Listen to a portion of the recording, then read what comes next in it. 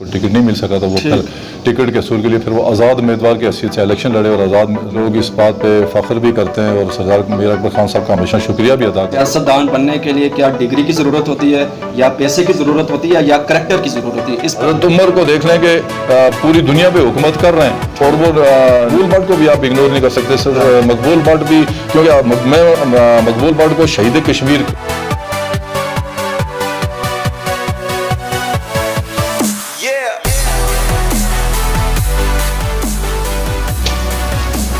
बिस्मिल्लाहिर्रहमानिर्रहीम, अस्सलामु अलैकुम वरहमतुल्लाहि वबरकातुहू। नाज़रीन, मैं आपका मेज़बान सकलैन पीर पंजाली पहाड़ी आपसे मुखातिब हूँ।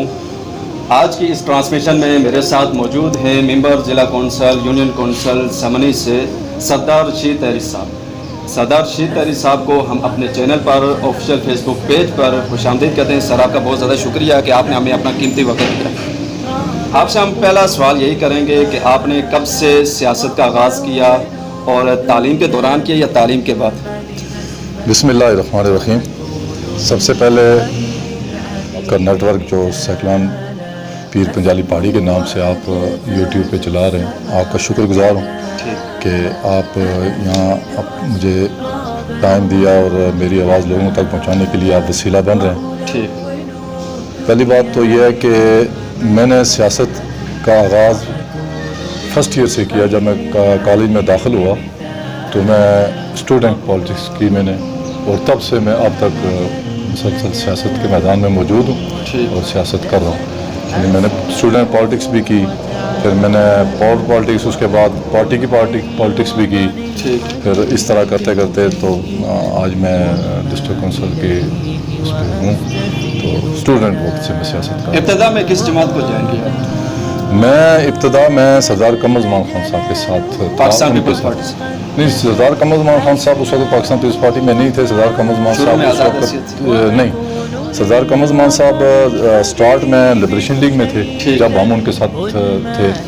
लिबरेशन लीग से फिर वो मुस्लिम कॉन्फ्रेंस में गए थे। मुस्लिम कॉन्फ्रेंस में पार्टी के साथ उनका कोई एडजस्टमेंट नहीं हो सकी टिकट के हवाले से, क्योंकि वस्ती शर्की में उनके साथ एक अच्छी खासी तादाद मौजूद थी तो उनको टिकट नहीं मिल सका। तो वो फिर टिकट के असूल के लिए फिर वो आज़ाद उम्मीदवार की हैसियत से इलेक्शन लड़े और आज़ाद उम्मीदवार की हैसियत से वो इलेक्शन जीते थे। पहले वो लिबरेशन लीग के प्लेटफार्म से शर्की और वस्ती दोनों से इलेक्शन लड़े थे। उस वक्त से मैं उनके साथ था। आपने हाल ही में बल्दियाती इलेक्शन में हिस्सा लिया और उसके बाद आपने भारी अक्सरियत से कामयाब हुए। इन इलेक्शनों में आपका तजर्बा कैसा रहा? तजर्बा तो मैं पिछले 30 साल से मुसलसल सियासत के मैदान में मौजूद था। बीच में थोड़ा सा मतलब अपनी निजी कोई प्रॉब्लम की वजह से थोड़ा सा 1-2-4 साल किनारे पर रहा, लेकिन मेरा एक्सपीरियंस कॉलेज से, जब मैं 82 में कॉलेज में गया तो वहाँ से मैं सियासत के अंदर दाखिल हुआ। मैं सरदार कमर ज़मान साहब के साथ एक्टिव रहा, सियासत के अंदर पूरा भरपूर फ्रंट फुट पे आता रहा। मैंने सारी सियासत जो है वो बिल्कुल पहली लाइन में खड़े होकर की। तो तजर्बा मेरे लिए कोई नया तजर्बा नहीं था। मैं पुरानी बात है 1982 से लेके ऑनवर्ड सियासत को देख रहा हूँ, सियासी कारकुनों को देख रहा हूँ, सियासी लीडरों को देख रहा हूँ, उनके साथ चल रहा हूँ। तो मेरे लिए कोई नया एक्सपीरियंस नहीं था, मेरे लिए ये पुराना एक्सपीरियंस है। ठीक।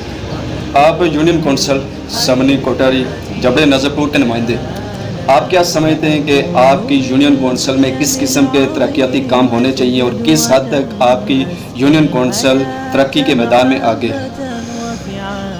पहली बात तो यह है कि इस वक्त हम बेसिकली जितना भी आज़ाद कश्मीर में ख़ुसूसन हमारा जो ये पुंछ डिवीज़न है, इसमें हमारी कुछ बेसिक जो प्रॉब्लम्स हैं वो अभी तक सही तरीके से हल नहीं हो सकी।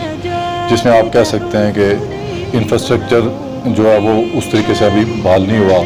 फिर वाटर सप्लाई की जो हमारी माएँ बहनें इस वक्त पिछले 25-30 साल से हम उनके साथ वादे कर रहे हैं कि आपका घड़ा सर से उतारेंगे, वो भरपूर तरीके से हम उनके सर से नहीं उतार सके।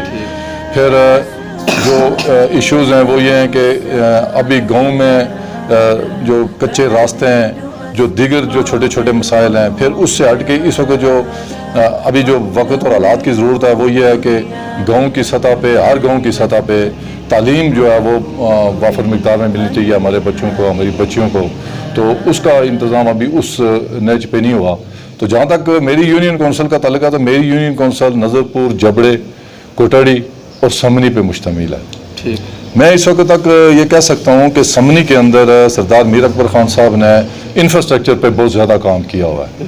ہم سمنی کے لوگ اس بات پہ فخر بھی کرتے ہیں اور سردار میر اکبر خان صاحب کا ہمیشہ شکریہ بھی ادا کرتے ہیں کہ انہوں نے آج اگر سمنی میں جائیں تو ہر گھر کے آگے سے روڈ گزر رہی ہے. ٹھیک. اب پہلے تو کچیاں ڈیفینٹ لوگ اس پہ کہتے ہیں کہ کچی اور پکی کی بات کرتے ہیں، لیکن ڈیفینٹ روڈ پہلے کچی ہی نکلتی ہے تو وہ پکی ہوتی ہے، کچی نکلے گی تو پکی ہوگی. تو سمنی کے اندر کی بات میں اگر کرتا ہوں تو وہ اس وقت خوش قسمت ترین گاؤں ہے. اور اس کے بعد میرے 2-3 علاقے ہیں جو کوٹڑی ہے، کوٹڑی کے اندر بھی سڑکوں کا اچھا انفراسٹرکچر بنا ہوا ہے، اچھی ماحول بنا ہوا ہے. لیکن میرا جو نظرپور جبڑے ہے تو نظرپور جبڑے کے اندر اس وقت تک اس طریقے کا ماحول نہیں بن سکا. وہاں بڑی پسماندگی ہے، وہاں سڑکوں کے حالات بھی اچھے نہیں ہیں.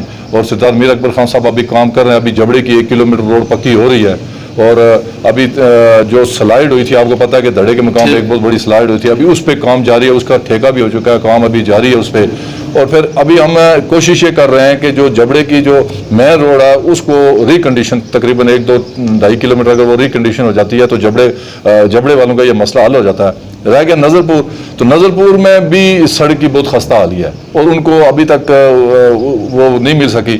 تو سردار میر اکبر خان صاحب کے ساتھ ہماری چل رہی ہے 1 کلومیٹر روڈ، انشاءاللہ کوشش کر رہے ہیں کہ جلد از جلد ان کو مہیا کی جائے. اور پھر ایک اور پلان چل رہا ہے جو سردار میر اکبر خان صاحب اس پہ کام کر رہے ہیں. تو اگر خدا اللہ کرے وہ ہو جائے تو دھڑے، سمنی اور چوک اور یہ سارا علاقہ جو ہے یہ سمجھ لیں کہ ایک بہت بڑا ہیوج قسم کا ایک پروجیکٹ وہاں لانچ ہونے جا رہا ہے. اللہ کرے کہ وہ لانچ ہو جائے تو جس سے یہ پورا علاقہ جو ہے وہ مین روڈ کی صورت جی ایک مین روڈ کی شکل میں. اچھا، آپ سے اگلا کوشچن یہ کروں گا کہ آپ کا سیاست سے ایک درینہ تعلق ہے. ایک اچھا سیاستدان بننے کے لیے کیا ڈگری کی ضرورت ہوتی ہے یا پیسے کی ضرورت ہوتی ہے یا کریکٹر کی ضرورت ہوتی ہے؟ اس پر آپ کا پوائنٹ آف ویو. پہلی بات تو یہ ہے کہ کریکٹر ایک ایسی چیز ہے کہ اس کے بغیر تو کہیں بھی کسی بھی شعبے میں آپ چلے جائیں تو کریکٹر کے بغیر اگر آپ کا کریکٹر ٹھیک نہیں ہے، اگر آپ خود ٹھیک نہیں ہیں اور آپ جو بھی امید آپ سے کوئی لگا کے بیٹھا اگر اس میں آپ گڑبڑ کرتے ہیں تو آپ بہت کم عرصہ چل سکتے ہیں، زیادہ عرصہ نہیں چل سکتے.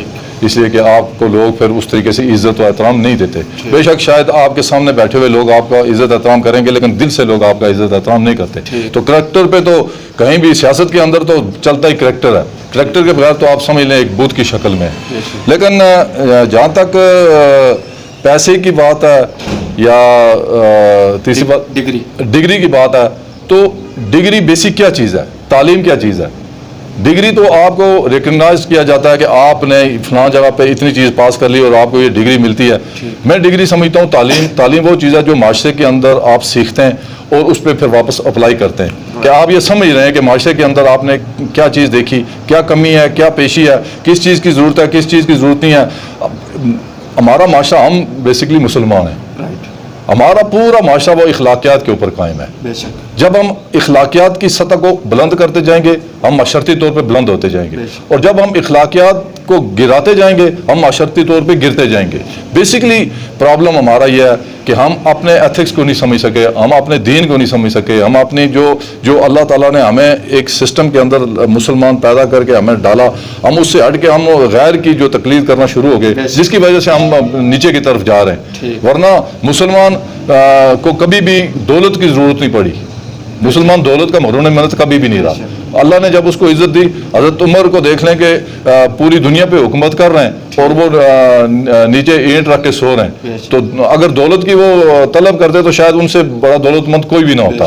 تو لیکن عزت کا اور مقام کا اس کا تعلق کریکٹر سے ہے، اس کا تعلق اخلاقیات سے ہے اور اس کا تعلق اللہ کے ساتھ آپ کا جو ایک رابطہ ہے اس سے بنتا ہے. تو وہ رابطہ اگر آپ کا درست ہے تو میرا خیال ہے آپ کو دولت کی ضرورت نہیں پڑتی. لیکن آج کے دور میں جو رننگ ٹائم ہے اس میں سیاست کے اندر دولت اس وقت بہت اہم رول پلے کر رہی ہے اور وہی سیاست کر سکتا ہے جس کے پاس پیسے ہیں، جس کے پاس دولت ہے اور وہی سیاست کر سکتا ہے.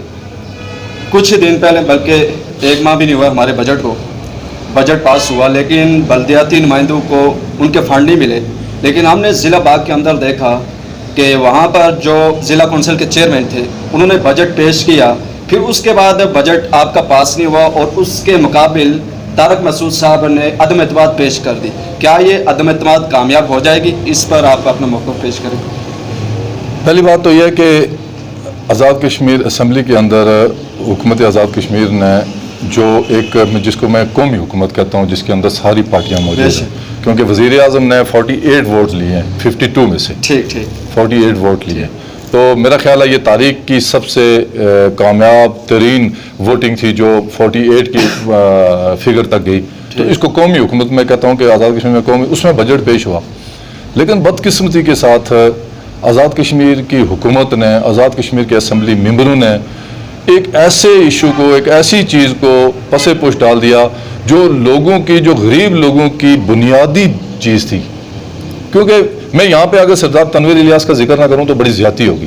سردار تنویر الیاس خان اس پورے 30 سال کے عرصے میں واحد لیڈر ہیں جنہوں نے لوگوں کی نفسیات کو دیکھتے ہوئے، آزاد کشمیر کے سیاسی کارکنوں کی تڑپ کو دیکھتے ہوئے انہوں نے ایک فیصلہ کیا اور آزاد کشمیر میں بلدیاتی الیکشن کروائے، اور یہ الیکشن 30 سال کے بعد ہوئے، اور اس میں آپ ینگ ہیں، آپ نہیں 45 سال کے لوگوں نے پہلی دفعہ بنیادی جو ہمارا الیکشن ہوتا ہے جس کو بلدیاتی الیکشن کہتے ہیں، اس میں پہلی دفعہ ووٹ ڈالا، اور یہ تنویر الیاس کا میں کہتا ہوں آزاد کشمیر کی تاریخ میں، آزاد کشمیر کے لوگوں کے لیے اور آزاد کشمیر کے سیاسی کارکنوں کے لیے ایک بہت بڑا کارنامہ ہے، اور اس کو یاد رکھا جائے گا۔ انہوں نے ایک الیکشن تو کروا دیے، ان کے ساتھ ایک حادثہ پیش آ گیا، وہ اسمبلی میں نہیں رہے، اگر وہ وزیر اعظم رہتے تو میں یہ سمجھتا تھا کہ وہ بلدیاتی الیکشن کو فنڈ بھی مہیا کرتے، ان کو بنیادی اختیارات بھی مہیا کرتے، اور آج شاید سینیریو یہ نہ ہوتا، سینیریو مختلف ہوتا، لیکن میں بڑے دکھ کے ساتھ یہ کہتا ہوں کہ اسمبلی کے اندر انہوں نے جب بجٹ پیش کیا تو اس میں بلدیاتی نمائندوں کا، بلدیاتی انتخابات کا اور ان کے حوالے سے کسی قسم کا ذکر تک نہیں کیا، اور ہم اس پہ بلدیاتی نمائندے جتنے بھی آزاد کشمیر میں ہیں، ہم اس پہ سخت احتجاج کر رہے ہیں، ہم احتجاج کی کال دے رہے ہیں، ہم یہ سمجھتے ہیں کہ یہ بنیادی اختیارات جو عوامی اختیارات ہیں، جو عوام کو ملنے چاہیے تھے، جو غریب لوگوں کے ہیں، جو گلی محلے میں جو ممبر ہیں، جو یونین کونسل کے ممبر ہیں، جو یونین کونسل کے چیئرمین ہیں، جو ڈسٹرکٹ کونسل کے ممبران ہیں یا چیئرمین ہیں، یہ ان کے اختیارات تھے، ان کے لیے جو فنڈ مہیا کرنے تھے وہ حکومت نے مہیا نہیں کیے، اس پہ ہم احتجاج کریں گے، اور احتجاج کرتے رہیں گے، اس وقت تک کریں گے جب تک یہ اختیارات یا یہ فنڈ ہمیں مہیا نہیں کیے جاتے۔ دوسری بات، آپ نے جو سوال کا دوسرا حصہ آپ نے یہ کہا کہ ہمارا بجٹ پاس نہیں ہوا، تو یہ ایک جمہوری پروسیس ہے، جب کسی بھی سسٹم میں جب بجٹ پیش کیا جاتا ہے تو ایک جمہوری پروسیس ہے کہ اس میں لوگ اپنی رائے کا اظہار کرتے ہیں، اگر ان کو وہ چیز پسند آتی ہے تو وہ اس کو کرتے ہیں، تو نہیں پسند آتی تو جو بلدیاتی ایکٹ ہے 1990، جو بلدیاتی ایکٹ ہے 1990، اس میں ایسی کوئی پروویژن موجود نہیں ہے کہ اگر بجٹ پاس نہیں ہوتا تو چیئرمین کے خلاف کوئی عدم اعتماد پیش ہوتا ہے، ایسا کوئی ایکٹ میں ایسی کوئی چیز موجود نہیں ہے۔ اور آزاد کشمیر کا جو عبوری آئین ہے 1974، اس میں بھی کوئی ایسی چیز موجود نہیں ہے کہ اگر کوئی بل پیش کیا جائے یا بجٹ پیش کیا جائے اس کو پاس نہ ہو تو اس میں اعتماد کا ووٹ لینا ضروری ہے۔ اس وقت تک میں نے جو خود پڑھا ہے، جو آئین میں نے میرے وکلاء حضرات سے میں نے ان سے ڈسکس کیا ہے، تو ایسی کوئی چیز موجود نہیں ہے کہ اس میں اعتماد کا ووٹ لیا جائے۔ اور تیسری بات جو آپ نے کہا کہ طارق مسعود صاحب ہمارے بڑے سینئر وکیل بھی ہیں اور ڈسٹرکٹ کونسل کے ممبر بھی ہیں، بڑے اچھے انسان ہیں، بڑے ایکسپیرینس آدمی ہیں، وہ خود بھی یہ بات سمجھتے ہیں، اس لیے کہ وہ سینئر ترین وکلاء میں ان کا لائر میں ان کا شمار ہوتا ہے، بار کونسل کے وائس چیئرمین ہیں، وہ خود بھی یہ بات سمجھتے ہیں کہ ابھی انہوں نے عدم اعتماد کی تحریک پیش نہیں کی۔ ہم اگر وہ عدم اعتماد کی تحریک پیش کرتے ہیں، ابھی انہوں نے جو اپلیکیشن دی ہے وہ یہ دی ہے کہ اعتماد کا ووٹ لیں، ابھی اس پہ آئینی ماہرین بیٹھے ہوئے بھی ہیں، اس میں اگر کوئی پروویژن بنتی ہے تو ہم اعتماد کا ووٹ لے لیں گے، اگر کوئی پروویژن نہیں بنتی اور آئین اس میں اگر یہ کہتا ہے کہ اس میں بجٹ کے پاس نہ ہونے سے اعتماد کے ووٹ کی ضرورت نہیں ہے تو پھر اس میں دیگر راستے اختیار کیے جائیں گے۔ تو وہ اگر عدم اعتماد کی تحریک پیش کرتے ہیں تو پیش کر سکتے ہیں، یہ ان کا ایک آئینی حق ہے، ایک جمہوری حق ہے، اور جمہوری معاشروں میں اس طرح کی چیزیں پیش کی جاتی ہیں تو ان پہ کام کیا جا سکتا ہے۔ اگلا کوشچن آپ سے یہی کروں گا کہ آپ ایک سیاسی کارکن بھی ہیں، سیاست سے آپ کا دیرینہ تعلق ہے، تو طور سیاسی کارکن آپ نے سردار قمر زمان صاحب سے کیا کچھ سیکھا؟ میں نے جس طرح پہلے آپ کو بتایا کہ میں نے سیاست میں جو قدم رکھا وہ سردار قمر زمان صاحب کے ساتھ ہی رکھا، اور انہی کے ساتھ سیاست کی۔ میں 30 سال یا 35 سال مسلسل ان کے ساتھ سیاسی میدان میں رہا. میں کسی اور طرف کبھی بھی نہیں گیا. تو میں نے جہاں جو کچھ بھی سیکھا میں نے سردار قمر زمان خان صاحب سے ہی سیکھا, اور سیاست کا میرا جو بڑھتا ہوا جو عروج ہے وہ وہیں سے سٹارٹ ہوا. تو اس میں پھر ہمارے درمیان کوئی سیاسی اختلافات ہو گئے, سیاسی معاملات ہو گئے, اور سیاست کے اندر ایسی چیزیں ہوتی ہیں. تو آزاد کشمیر کے جتنے بھی سیاسی لیڈر ہیں وہ سارے قابل احترام ہیں ہمارے لیے, وہ ہماری پہچان ہے سارے. تو سیاسی اختلاف ہونا اپنی جگہ پہ ہے, اور سیاسی اختلاف رکھ بھی سکتے ہیں. سردار قمر زمان صاحب نے بھی بہت ساری جگہوں پہ سیاسی اختلاف لوگوں سے رکھا, سیاسی اختلاف کیا. بہت سارے باقی لیڈروں نے بھی بہت ساری جگہوں پہ سیاسی اختلاف کیا. تو میں بھی ایک چھوٹا سا سیاسی کارکن ہوں, مجھے بھی کہیں سیاسی اختلاف ہو گیا. تو آزاد کشمیر کے تمام لیڈر ہمارے لیے قابل احترام. کیا آپ یہ سمجھتے ہیں کہ ضلع باغ کے اندر تعمیر و ترقی کے ہیرو کیا واقعی سردار قمر زمان صاحب ہیں؟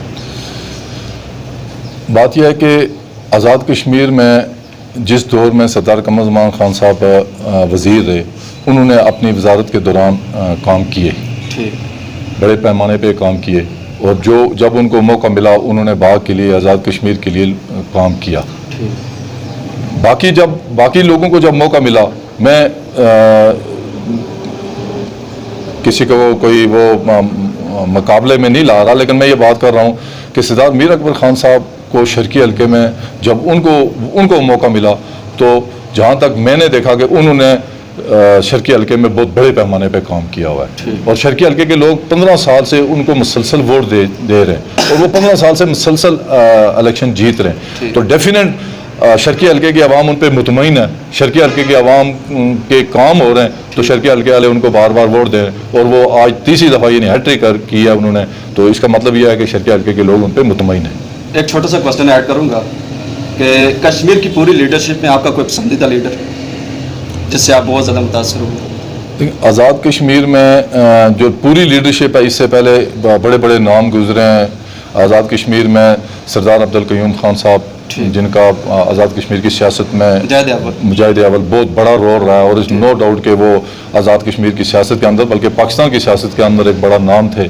اس طرح پھر آزاد کشمیر کی سیاست کے اندر غازی ملت سردار ابراہیم خان صاحب ایک بہت بڑا نام ہے, جن کا تحریک آزادی کشمیر سے لے کے آج تک ایک بڑا رول رہا, اور وہ ایک بڑا نام ہے. اس طرح پھر آزاد کشمیر کی سیاست کے اندر کے ایچ خورشید ایک بہت بڑا نام ہے, اور وہ اپنے اصول اور اپنے ضابطوں اور اپنی ایمانداری میں اللہ نے ان کو ایک ملکہ دیا ہوا تھا, اور ان کا جو ایک مقام تھا وہ بہت بڑا مقام تھا. پھر آزاد کشمیر کی سیاست کے اندر مقبول بٹ کو بھی آپ اگنور نہیں کر سکتے. مقبول بٹ بھی, کیونکہ میں مقبول بٹ کو شہید کشمیر کہتا ہوں, اس لیے شہید کشمیر کہتا ہوں کہ مقبول بٹ نے کشمیر کی آزادی کے لیے, اگر وہ اقتدار کی بات کرتے تو اگر آزاد کشمیر میں رہ جاتے تو ان کو اقتدار دینے کے لیے تیار تھے سارے لوگ, لیکن انہوں نے تحریک آزادی کشمیر کو اولویت دی. انہوں نے کہا کہ میں ایک ایسا راستہ چننے جا رہا ہوں جس کے لیے تحریک آزادی کشمیر اپنے عروج پہ جائے, اور عروج پہ جانے کے لیے ان کو اپنی جان کی قربانی دینی پڑی. تو کشمیری, آزاد کشمیر کا کشمیری ہو یا مقبوضہ کشمیر کا کشمیری ہو, وہ مقبول بٹ کو اپنا شہید سمجھتا, اپنا قائد سمجھتا. اور میں یہ سمجھتا ہوں کہ مقبول بٹ وہ شخصیت ہیں جنہوں نے قربانی کی وہ انتہا کی جو شاید کوئی دوسرا نہیں کر سکتا. آخری کوشچن آپ سے سر, آپ کا وقت زیادہ ہو گیا. تو یہ جو موجودہ دور میں کچھ دن پہلے اساتذہ نے احتجاج کی کال دی ومبر سے لے کر تاوبٹ تک, لیکن بدقسمتی کے ساتھ جو ان کے ساتھ سلوک ہوا, ان کے ساتھ جو رویہ اختیار کیا گیا, ان کو تھانے میں پہنچانے کی کوشش کی گئی بلکہ تھانے کے اندر لے جایا گیا, کیا یہ اساتذہ کا حق ہے جو ان کو نہیں دیا جا رہا باقی صوبوں کی نسبت؟ آپ اس بارے میں کیا رائے پیش کرتے ہیں؟ میرا سوشل میڈیا پہ اس پہ میں نے پہلے دن سے جو اپنے ویوز تھے وہ میں نے شیئر کیے تھے, اور میں نے اساتذہ کے ساتھ ظاہر یکجہتی بھی کی تھی. اساتذہ معاشرے کا سب سے مقدس پیشہ ہے, اور ان کے ساتھ جو آزاد کشمیر میں جو حال کیا گیا, میں اس کی مذمت میں نے پہلے بھی کیا ہے, میں اس کی مذمت اب بھی کرتا ہوں. اس لیے کہ اپنے حقوق کے وہ جائز ہیں یا ناجائز ہیں یہ فیصلہ بعد میں کیا جاتا ہے, لیکن کوئی اگر اپنے حق کی بات کرتا ہے اور اگر اپنے حق کے لیے آواز بلند کرتا ہے, تو اگر کوئی اس کو دبانے کی کوشش کرے گا تو میں یہ سمجھتا ہوں بحث سیاسی کارکن کہ ہم یہ کسی کو بھی اجازت نہیں دیتے کہ کوئی اپنے حق کے لیے آواز بلند کرے اور اس کی آواز کو دبایا جا سکے یا اس کی آواز کو دبایا جائے. اس لیے کہ یہ اب جمہوری معاشرہ ہے. اور یہاں تیسری بات یہ ہے کہ اگر آپ یہ سمجھتے ہیں کہ اساتذہ اپنی کارکردگی نہیں دے رہے اور صرف اپنے حقوق کی بات کر رہے ہیں, تو یہ پھر آپ بیٹھے ہوئے ہیں اس کے اوپر سیکٹری تعلیم سے لے کے نیچے تک ایک بہت بڑا انفراسٹرکچر بیٹھا ہوا ہے, ایک بہت بڑا سیٹ اپ بیٹھا ہوا ہے, تو آپ اس میں ان کو پوچھ گچھ کریں کہ آپ اپنے فرائض پورے کیوں نہیں کر رہے. تو اگر وہ حق کی بات کرتے ہیں تو ان کو اٹھا کے تھانوں میں بند کر دیا جائے تو یہ زیادتی ہے, میں اس کو زیادتی سمجھتا ہوں. اوکے سر, آپ کا بہت زیادہ شکریہ. بہت شکریہ جی, آپ نے اپنا بہت مہربانی. سکلین یہ صاحب تھے ہمارے ساتھ یونین کونسل سمنی جبڑے نظر پور کوٹاڑی کے ضلع کونسل کے ممبر سردار رشید تحری صاحب, ان کا آپ نے موقف سنا. امید کرتا ہوں کہ آپ کو پسند آیا ہوگا. اس کو زیادہ سے زیادہ شیئر کیجیے. اسی کے ساتھ آپ کا میزبان ثقلین پیر پنجالی پہاڑی آپ سے اجازت چاہتا ہے. واخر دعوانا ان الحمد للہ رب العالمین.